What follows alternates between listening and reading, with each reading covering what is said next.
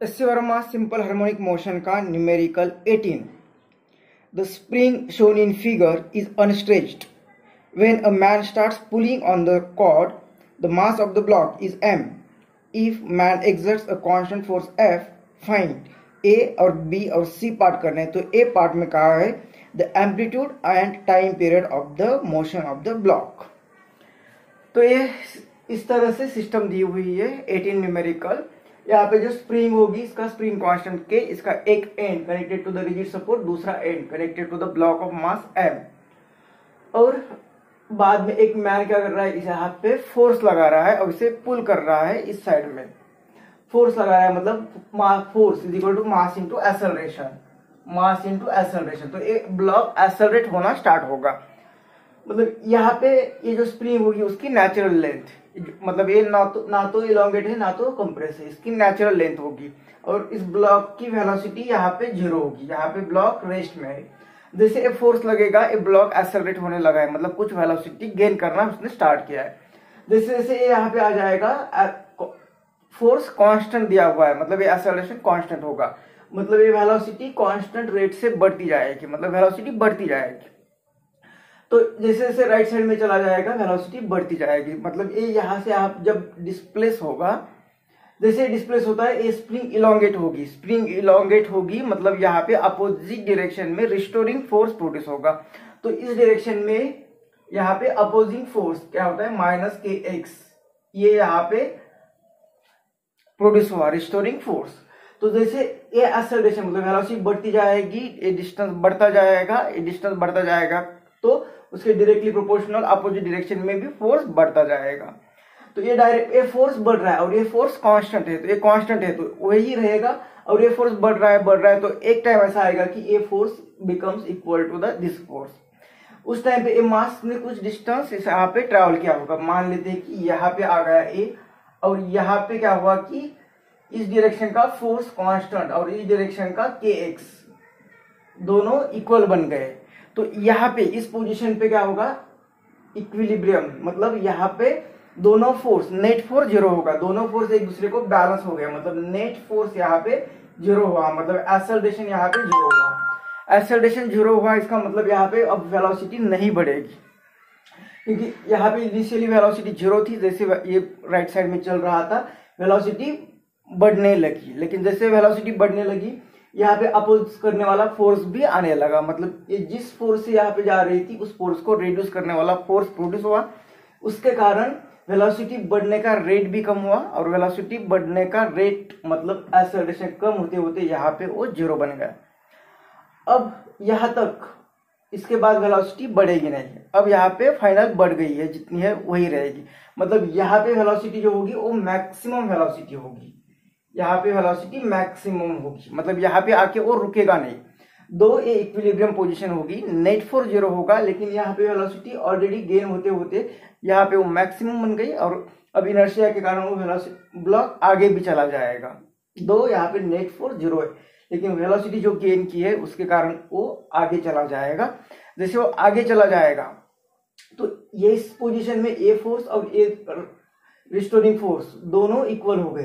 ये restoring force equal हो गए. अब इसके आगे चला जाएगा मतलब ये डिस्टेंस बढ़ेगा, डिस्प्लेसमेंट बढ़ेगा, तो ये एक्स बढ़ेगा, तो इस साइड का फोर्स इस फोर्स से, कांस्टेंट फोर्स से भी ज्यादा बढ़ेगा. तो लेफ्ट साइड वाला फोर्स अब ज्यादा बन गया, तो ज्यादा वाला फोर्स इस वेलोसिटी को भी अपोज करेगा. और जैसे ब्लॉक इसको क्रॉस करेगा यहाँ पे वो वेलोसिटी भी कम होती चली जाएगी. और एक टाइम आएगा कि जैसे इस साइड आएगा ये वेलोसिटी किसी एक पॉइंट पर वेलोसिटी भी, फाइनल वेलोसिटी भी 0 बन जाएगी. और उसके बाद फिर ये ब्लॉक आगे नहीं चला जाएगा. तो ये ब्लॉक यहाँ तक आ जाएगा. अब वो यहाँ से स्टार्ट हुआ, लेकिन ये उसकी मेन पोजीशन नहीं है. मेन पोजीशन वहां पे होती है, इक्विलिब्रियम वहां पे होता है जहाँ पे नेट फोर्स 0 होता है. नेट फोर्स यहाँ पे 0 हुआ, मतलब ये होगी उसकी इक्विलिब्रियम, ये होगी उसकी इक्विलिब्रियम. और इक्विलिब्रियम के आगे एक्सट्रीम पोजीशन जहां तक होगी वो होगा एम्पलीट्यूड. ये होगा एम्पलीट्यूड, और वो एम्पलीट्यूड हमें फाइंड करना है, मतलब ये डिस्टेंस हमें फाइंड करना है. तो ये डिस्टेंस फाइंड करने के लिए हम एनर्जी मेथड यूज करना पड़ेगा. तो किस तरह से एम्पलीट्यूड फाइंड करना है, जैसे हमने यहाँ पे फोर्स लगाया और यहाँ से यहाँ तक उसका डिस्प्लेसमेंट हुआ। मान लेते हैं कि ये डिस्प्लेसमेंट x है, यहाँ से ये वाला, यहाँ से ये वाला डिस्प्लेसमेंट मान लेते हैं कि x होगा। तो यहाँ पे जो फोर्स अप्लाई किया और डिस्प्लेसमेंट हुआ मतलब वर्क डन किया, तो वर्क डन कितना हो गया यहाँ पे सिस्टम में ये वर्क डन हो गया फोर्स इनटू डिस्प्लेसमेंट, मतलब ये हुआ वर्क डन। अब ये वर्क डन क्या होगा, ये स्ट्रीम पोजीशन में जो भी एनर्जी आ जाएगी स्प्रिंग में, वो टोटल एनर्जी जो होगी वो पोटेंशियल एनर्जी होगी, क्योंकि एक्सट्रीम पोजीशन में यहाँ पे वेलोसिटी 0 बन गई, काइनेटिक एनर्जी यहाँ पे नहीं होगी। जो भी एनर्जी होगी स्प्रिंग में, क्योंकि स्प्रिंग अब इलोंगेट हो गई है, स्प्रिंग यहाँ पे ऐसी इलोंगेट हो गई है, और स्प्रिंग में जो भी एनर्जी होगी वो पोटेंशियल एनर्जी होगी, मतलब टोटल एनर्जी जो होगी वो पोटेंशियल इलास्टिक पोटेंशियल एनर्जी होगी, और वो होती है 1/2 kx²। तो यहाँ पे अगर हम वर्क एनर्जी प्रिंसिपल यूज करते हैं, वर्क एनर्जी प्रिंसिपल, तो वर्क एनर्जी प्रिंसिपल से हमें मिलेगा by using work energy principle from 1 and 2 हमें मिलेगा force into displacement is equal to 1/2 kx²। तो ये x यहाँ पे चला गया, तो ये फोर्स, ये 2 यहाँ पे मल्टीप्लाई होगा, k यहाँ पे डिवाइड होगा, तो ये होगी x की वैल्यू, ये होगी x की वैल्यू। तो यहाँ से यहाँ तक का डिस्टेंस जो होगा ये हमने फाइंड किया 2f/k x। तो x जनरल लिखा था, कोई भी x होगा, एक -kx मतलब किसी भी जगह का, हमने यहाँ से यहाँ तक के लिए x1 लिखा है तो ये x1 लिखते हैं। तो यहाँ से यहाँ तक का डिस्टेंस x हमने फाइंड किया, मतलब नेचुरल लेंथ जहाँ पे थी और वहां से एक्सट्रीम पोजीशन तक का डिस्टेंस फाइंड कर दिया। अब ये होगी इक्विलिब्रियम, तो यहाँ से इक्विलिब्रियम तक का डिस्टेंस अगर हम माइनस कर देते यहाँ से, तो हमें ये डिस्टेंस मिलेगा एम्पलीट्यूड, जो कि हमें फाइंड करना है, मतलब ये एम्पलीट्यूड फाइंड करना है। तो ये एम्पलीट्यूड फाइंड करने के लिए ये डिस्टेंस हमें माइनस करना पड़ेगा, तो एम्पलीट्यूड मिल जाएगा। तो ये x1 फाइंड करना है, तो x1 कहाँ पे, एट इक्विलिब्रियम। तो एट इक्विलिब्रियम हम कर सकते हैं, एट इक्विलिब्रियम क्या मिलेगा, तो ये जो कांस्टेंट फोर्स लग रहा था यहाँ पे, एक constant force is equal to यहाँ का रिस्टोरिंग फोर्स, दोनों इक्वल हो गए, तभी ये नेट फोर्स 0 बन गया। मतलब यहाँ पे जो कांस्टेंट फोर्स लग रहा था वो force is equal to external force is equal to और restoring force internal force body spring के अंदर का, ये इक्वल बन गए।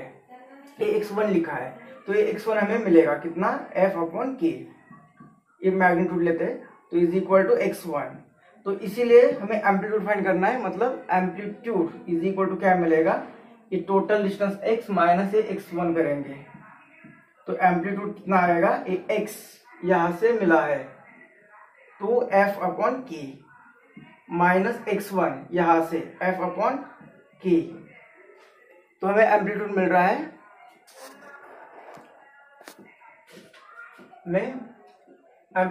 मिल रहा है, इसकी सब्ट्रैक्शन करते हुए f/k, ये होगा एम्पलीट्यूड।